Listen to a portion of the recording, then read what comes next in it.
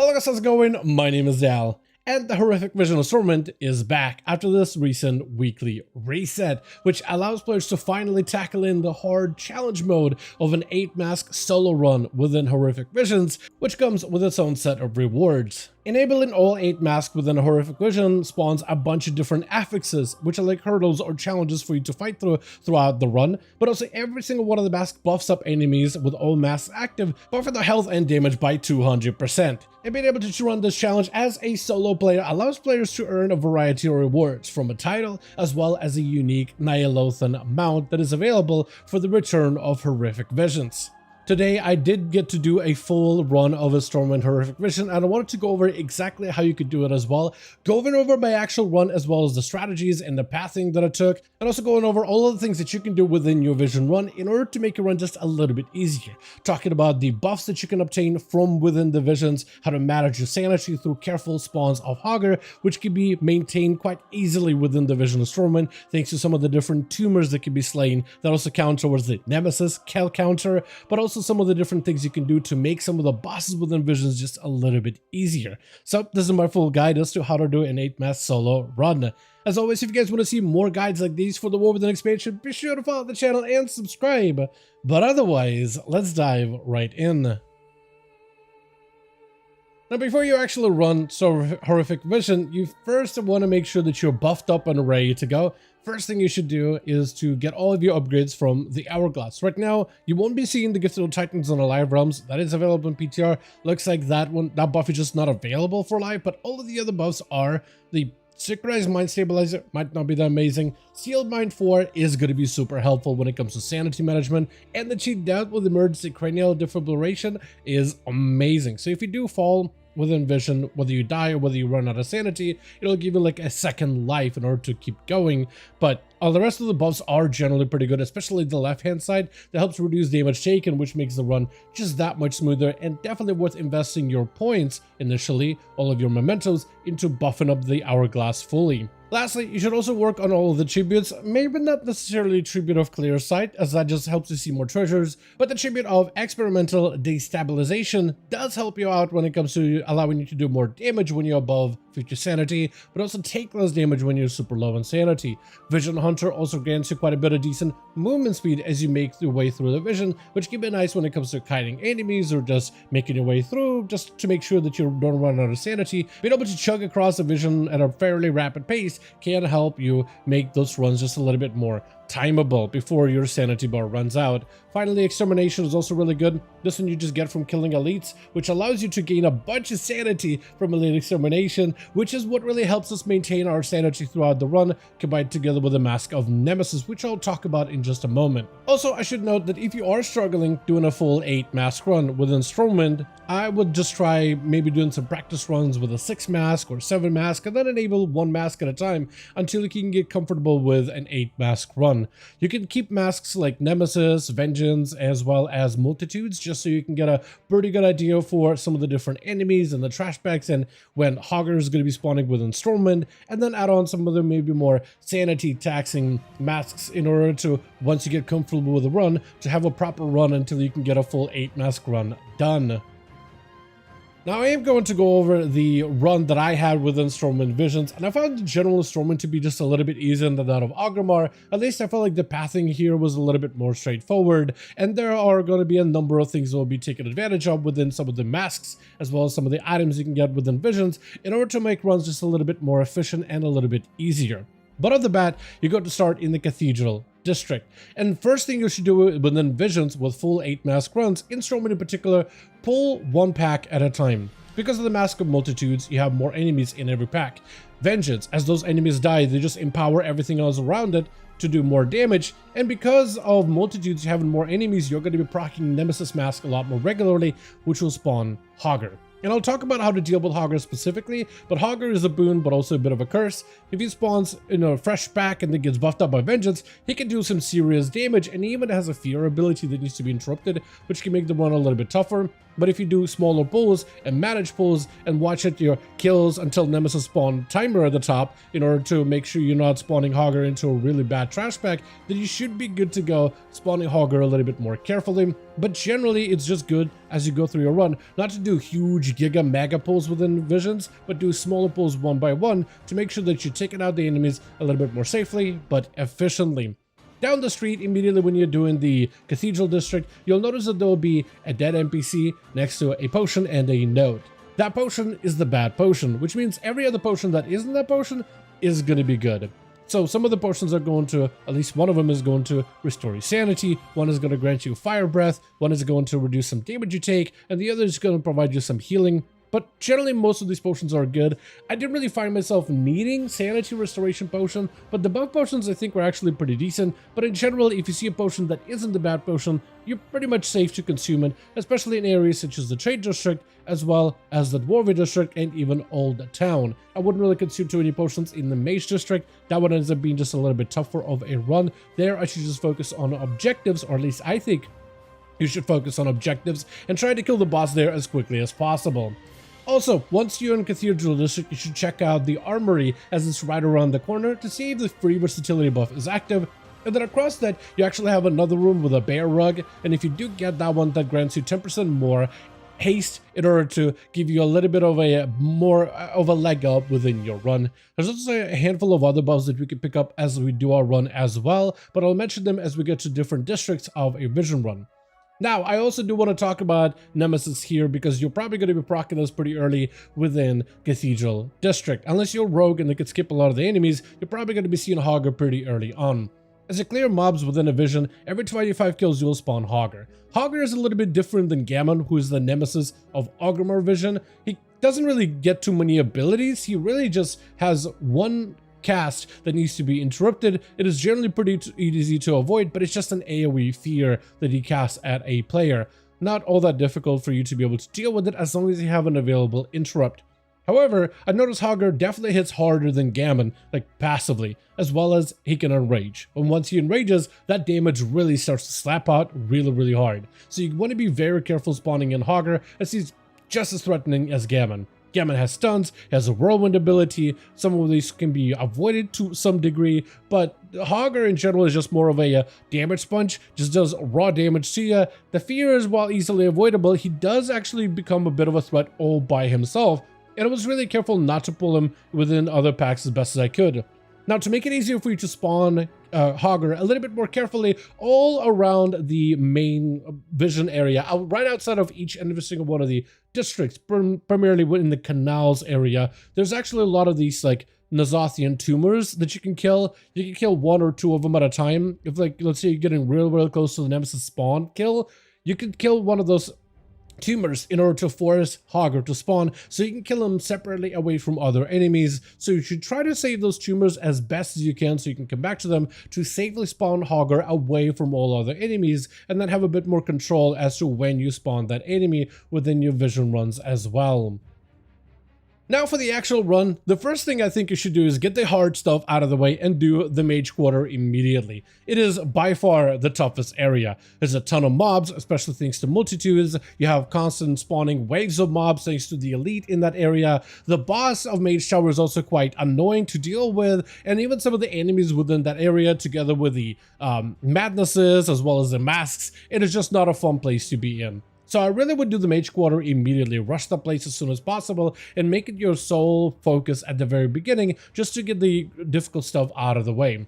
As I mentioned, there is an elite called Zerdeth the Black Claw, which is an elite that continuously spawns crawling corruptions throughout that vision. Those corruptions do count towards the Nemesis spawns for Hogger, so you technically could just sit there at the entrance of Mage Tower after you clear the first pack, and then kill those corruptions little by little to spawn Hogger a little bit more in a controlled environment, so that you can spawn him to get a sanity refresh if you ever need to. However, at some point you will need to push through with some cooldowns towards the right hand side, making your way to a second elite that's one of the portal keepers of that area.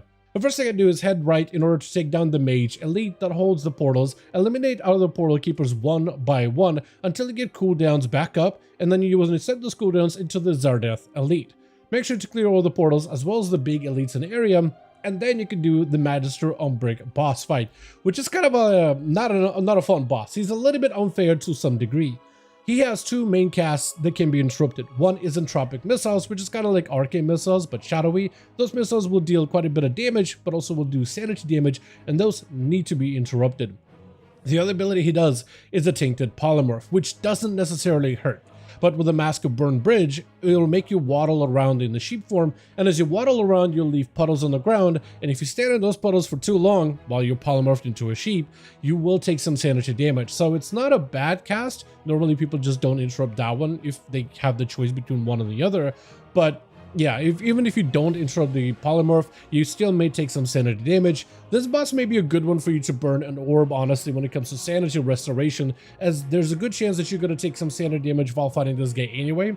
So this is why I think you should do the Mage Tower or the Mage District first of all, because if you're struggling with it, you can always reset your run, go back in, and I really do think it's worth getting the most difficult area out of the way, as the other areas are a lot easier. So if you can practice the Umbric boss fight and that whole area, that's not a bad idea.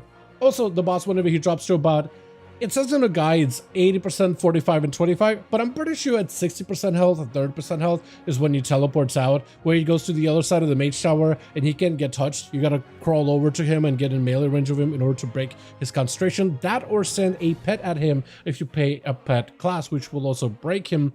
But during that time, he'll send out these frost spells on the ground, and if you get hit by those, it'll do some damage, but also hurt your sanity. So you just gotta make sure to dodge those. So it's really a managing of his cast, trying to burn into his health bar as best as possible until he does the teleport ability. But otherwise, the boss actually doesn't have that much health, so this definitely would be the boss that you'll want to send some cooldowns into to take him out as quickly and efficiently as possible. After you do the Mage Tower, you take the portal back to the cathedral, and then from there you could go to the Dwarven District. It's a very straightforward area. A lot of the mobs in there are not all that difficult. There's just a lot of them, so you'll be likely spawning Hogger pretty carefully, pretty regularly. So you want to be really careful when you spawn Hogger and where, because if you spawn him into a big trash bag and then they die and then the buffs Hogger, he does a lot of damage, things could definitely get really quickly out of control. As you make your way into Dwarven District, definitely check the left-hand side to see if there's a door open. It should be a building full of mines. If that is open, you want to make your way through that building to the second story. Pick up and stand on the green mine in order to gain a 10% damage buff. This is huge in order for making your vision run just a little bit easier. Then you can take another mine just to get yourself out of the building pretty quickly. Outside of this, it's a really easy zone. Just make sure you don't overpull too many mobs. The mini boss as well as the boss of the zone are also really easy, especially the final boss where you just gotta kick the bombs away from you, dodge the frontal. It's an incredibly easy area. It just has a lot of enemies, and it's a place where you could potentially spawn Hogger at a very bad time. From Dwarven District, however, you can go to the Old Town, which at the very beginning and throughout the entire run, you'll see that there's actually a lot of stealthies within this run. So even if you see like there's 3 enemies standing by, there's usually 2 that are stealth nearby as well. So you gotta take into account every single trash bag probably have 1 or 2 stealthies in there, just to make sure you account for that when trying to play around the spawn of Hogger specifically. You also gotta kill 2 elites in that area. The first will be a Cotiran elite, which doesn't really do much. There's a big AoE sword slash ability, which you can just walk away from, as well as a frontal, which can be easily avoided, so that elite isn't that bad. The second elite, however, Alcov the Infested, will put a dot on you, which can be dispelled if you have a class that can remove diseases, or if you're a warrior, can be spell reflected, or if you have any kind of magic immunities, you can remove it. The dot itself doesn't actually do much. It does a decent bit of damage, but nothing for your sanity, so it's really not that bad. The other ability he does is a Lurking Appendage, which needs to be moved out of immediately, as it will silence you, prevent you from using abilities, and will cause you to take sanity damage if you stand in it. From there, you have the boss of Old Town, Matthias Shaw, which isn't that difficult of a boss. For the most part, the only thing you gotta do is not look into the eyeballs, so as long as you're not staring into them directly, you're good. You can technically have your character attack from like the side, from the left side or right side, but as long as your frontal cone of your character's face isn't looking at an eyeball, you're good to go. The only other thing you gotta do is walk away when you go stealthy, and it creates shadowy swirlies on the ground. It's just an AoE attack that can be easily avoided. In most cases, Shaw will not be focusing on Valera, he'll be focusing on you, so even if you walk away from the eyeballs, he will chase after you, which will help you reposition him so you can hit him easily without looking into the eyeballs at all. From there, we do the last area, which is the Trade District, and if you get into Trade District from Old Town, that is probably the best entrance to start with. as this allows you to get access to an elite really early on. This area is not difficult. It's kind of very similar to the Dwarven district. There's just a lot of enemies, so a lot of potential for you to spawn Hogger, but not that many enemies for you to actually fight against. Immediately, if you're approaching Trade District from the Old Town, you should be able to make your way towards the first elite very quickly. That elite, however, will be kind of annoying. He has a channel cast and he will recast it quite often, so you want to use big cooldowns to nuke him down and try to interrupt him kinda as soon or a little bit after he starts the channel, just to make sure there's a bit of a delay between him starting the channel and then channeling another spell. He also does this other ability that will try to convert you to his side when running this run solo. It actually doesn't do anything, so it's probably the better cast for you to be able to deal with. Outside of this, the rest of the Trade District just has a lot of enemies, and you want to be very careful not to spawn Hogger in there. The final boss of the area does have the chain ability that will try to grip you towards him and then pull you in, and he has a bunch of tentacles slamming around. For the most part, really easy boss to do, as long as you don't let the chain pull you towards the boss. You just want to make sure to stay away from him, but the rest of that encounter and that whole area is really easy. And also, while you're in a Trade District, if you haven't picked up 3 buffs so far, then, or 2 buffs at least, then you could also check out the bank to see if the gold pile is available. That will also grant you 10% more crit. Not the craziest buff, but it can be nice when it comes to fighting Alaria towards the final run. Speaking of, let's talk about Alaria, because Alaria is going to basically have all of the abilities from all of the bosses that you've slain previously. So some of those abilities are going to be bleeding into the boss's effects. Now, from the Dwarven district, she'll have bombs, which can be kicked off to the side and definitely should be pretty easy to avoid as long as you get them off to the side.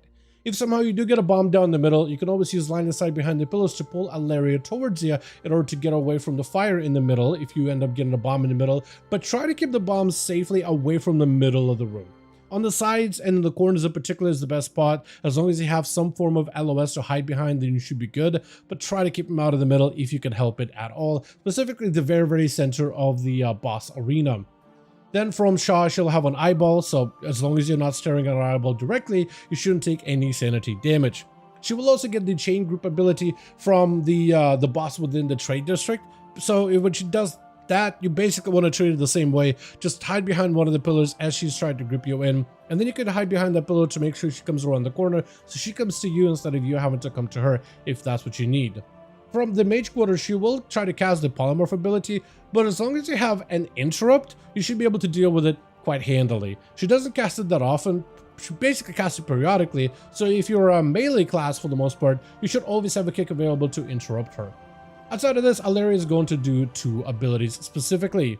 The first of which is going to be Darken Sky, where she'll shoot an arrow above her that will explode and shower the ground with shadow magic. The swirlies are pretty easy to avoid for the most part, and they'll do quite a decent bit of sanity damage, so you want to make sure to avoid that as best as possible. Then, periodically throughout the fight, she'll do massive damage in the center of the arena, where she'll have this like voidy emanation out of her body, which will be very easy to see that, yeah, she's doing the big void eruption ability. You want to make sure to line of sight it, because that will do a ton of sanity damage to all players within her line of sight. All you can do is just hide behind the pillar to avoid it. So it's we'll basically be treating it just like the Chains of Servitude ability, which will make it a little bit easier for us to deal with the boss in general. Outside of this, I think the whole Stormwind section of the Horrific Visions, in my opinion, is much easier than Orgrimmar. I mean, not having bosses like Rexxar, I think, has helped a lot, because Rexxar, in my opinion, is kind of an unfair boss for Vision. Umbric is annoying, he's a pain, but Rexxar is just absolutely annoying, and the boars and how they give vengeance to Thrall, and how boars can actually spawn Gammon. I mean, there's just a lot of things that can go wrong if you're not careful. With Stormwind, I feel like you don't need to be as careful. Of course, it's still a decent bit of challenge, but not nearly as bad. The only pain point I feel like that's consistent throughout the run is potentially spawning Hogger in the bad pack, but outside of the Mage Quarter, which is the hardest part, it's not that bad. That being said, I did do this as a rogue, so I do have stealth, and I can reset some of the fights and encounters, so maybe my experience is going to be very different from yours, but more or less, this is how I soloed Stormwind Vision, as well as got my mount, as well as the titles and the hard mode challenge rewards. Over that, as always, I don't want to thank all of you guys so much for watching, and I hope you guys did enjoy the video. If you did enjoy it or found it informative, go ahead and give it a like. I would very much appreciate it. Also, join our Discord community, especially if you got any questions regarding your Vision runs, or if you just want to keep up with the regular class changes and patch notes for future updates such as 11.17 or maybe even the mythical 11.2 content. Also, let me know your thoughts in the comments down below, and as always, I'll see all of you guys in our next one.